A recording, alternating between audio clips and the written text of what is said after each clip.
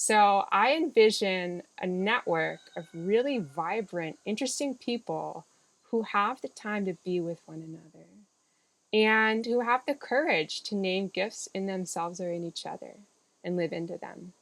I've met some people in different generations. When there is a strong support network for faithfulness, for doing something unusual, then the possibility to live faithfully and beautifully just kind of expands. I want to be part of that.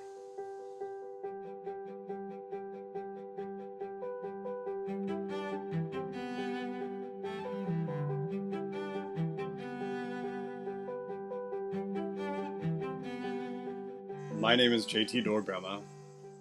I use he, him pronouns. I live on Susquehannock lands in a town known as Huntingdon, Pennsylvania.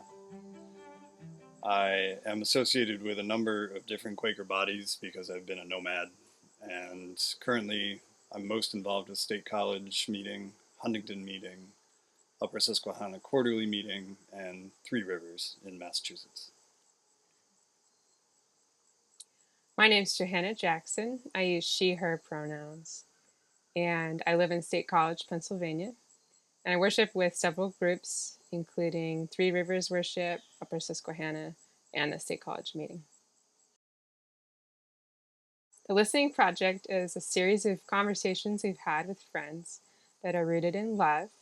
It's a kind of ethnography, so we're listening, we're interviewing, and we hold worship sharing sessions with people we know.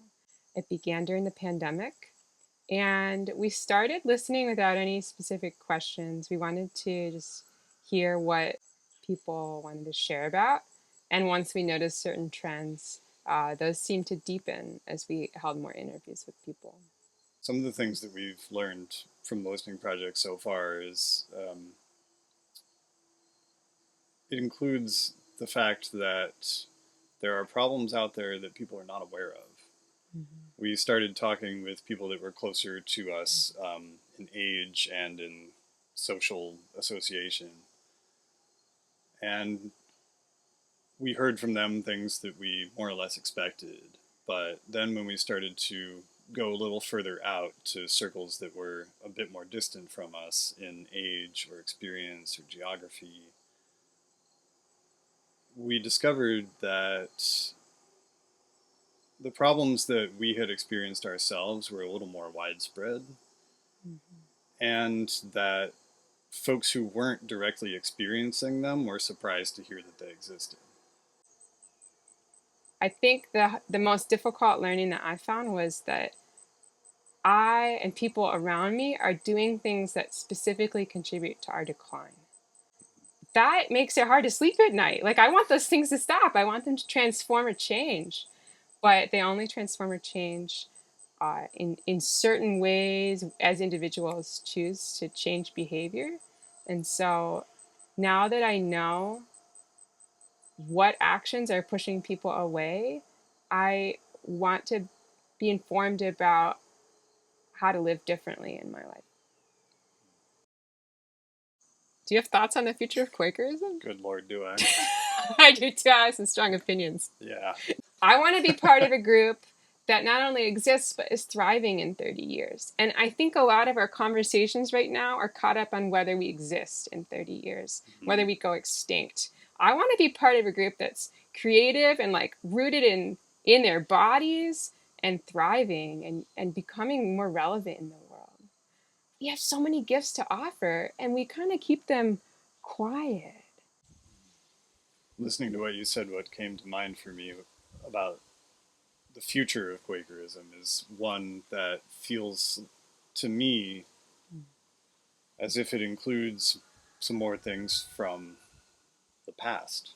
The really strong connection to the living spirit and the presence, and the ability to receive that and transmit it to other people,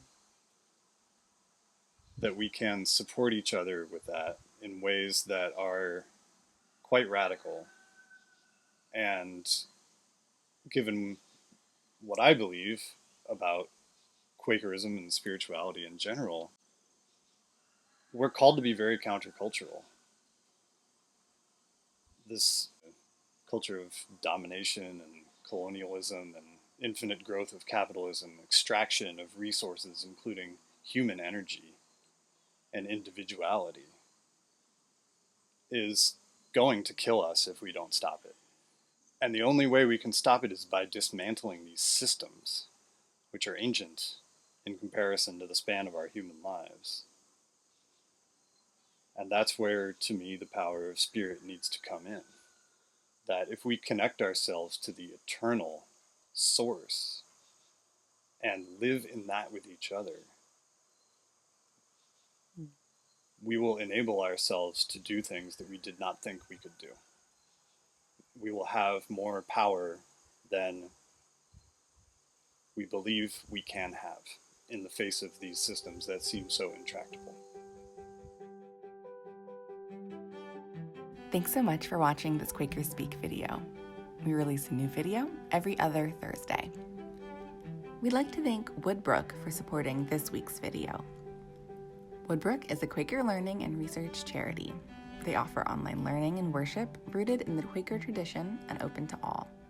Whether you're looking to help strengthen your Quaker community or follow your own journey exploring Quaker history and spirituality, go to www.woodbrook.org.uk to see what Woodbrook can offer you.